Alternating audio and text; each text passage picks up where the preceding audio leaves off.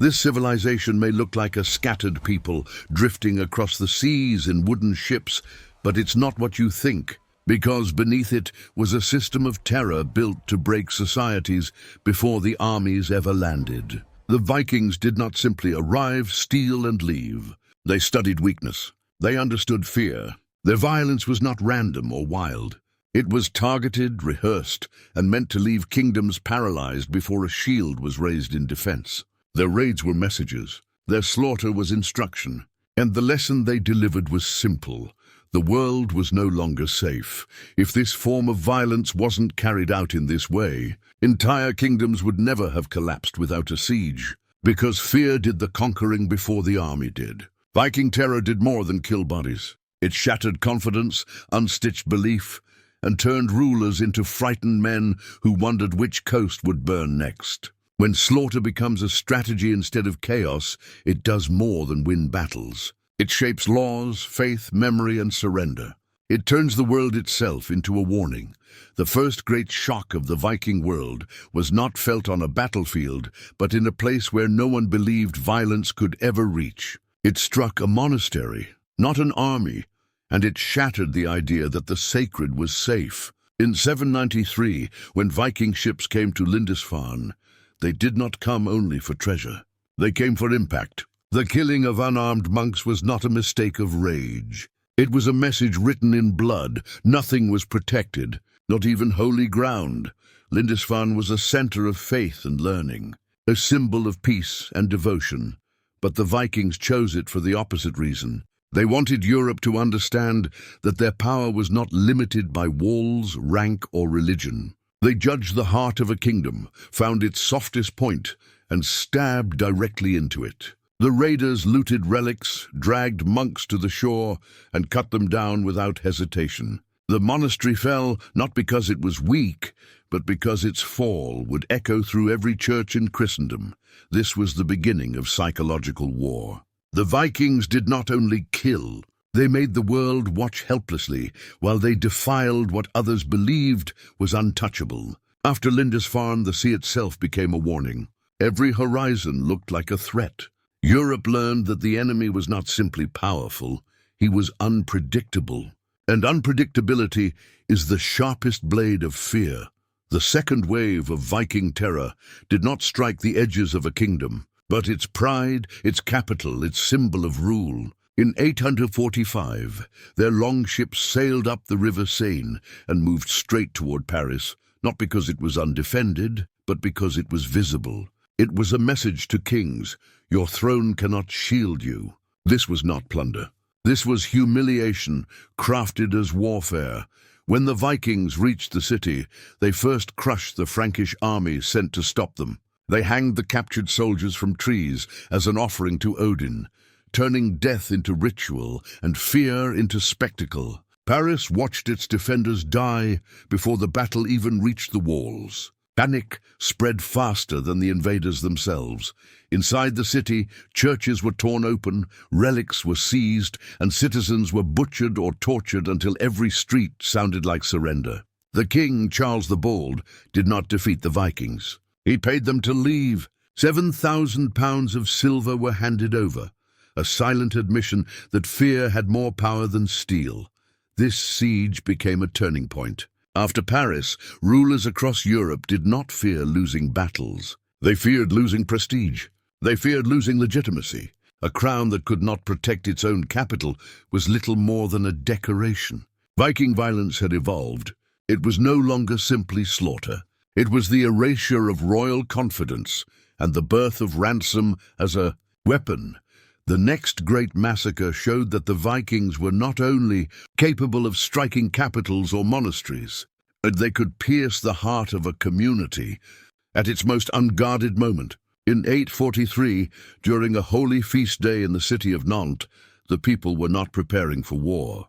They were in prayer, in celebration, and in peace. That was exactly why the Vikings chose that moment to strike. The goal was not victory in combat. The goal was shock without warning. The cathedral became a trap instead of a refuge. Families fled inside, believing the church would protect them. But the Vikings stormed through its doors and cut down clergy, worshippers, and the bishop at the altar. The massacre was not only physical, it was symbolic, a declaration that there was no such thing as safety anymore. If peace could be murdered inside a church, then nowhere was beyond the reach of their blades. Nantes was not chosen because it was the strongest city, but because it was the most vulnerable during its moment of unity.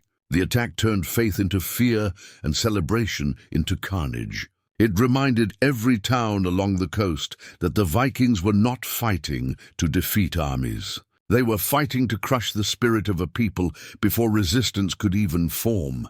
The world expected warriors who fought soldiers in open battle. What they met instead were tacticians of terror who struck where resistance was weakest and where the wounds would scar the deepest in the minds of the survivors. From this moment on, churches were no longer sanctuaries. They were targets cloaked in silence.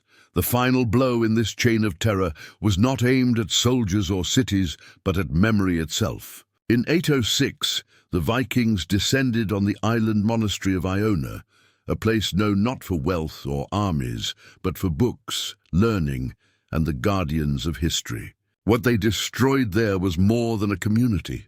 They attacked knowledge, identity, and legacy. The monks of Iona did not hold swords. They held manuscripts. They were not protectors of borders. They were protectors of memory. But to the Vikings, erasing a culture's memory was as powerful as breaking its walls. 68 monks were butchered, not because they were a threat, but because their survival preserved continuity. Killing them severed it.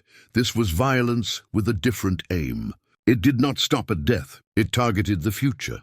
The stories that would be told, the records that would be copied, the teachings that would shape another generation. When Iona burned, a piece of the intellectual world burned with it. The survivors fled, carrying what few sacred texts they could save. But the message was already delivered.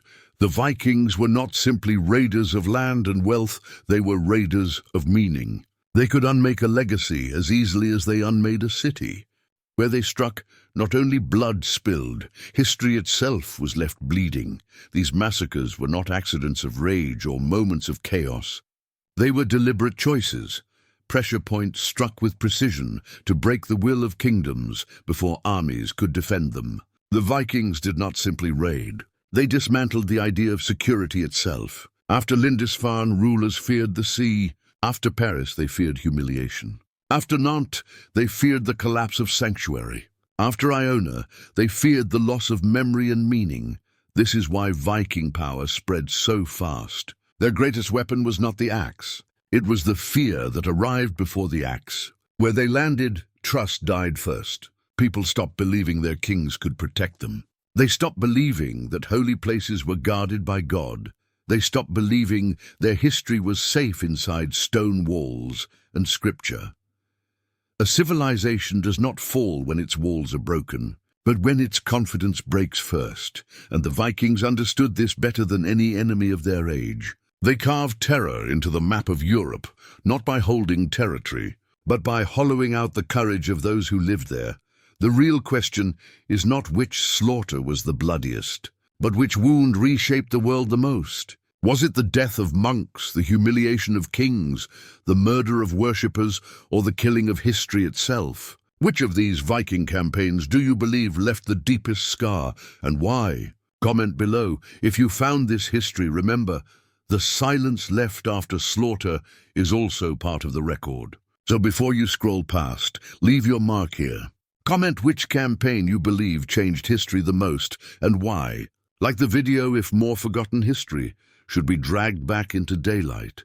And subscribe so you don't miss the chapters that were never meant to be told aloud.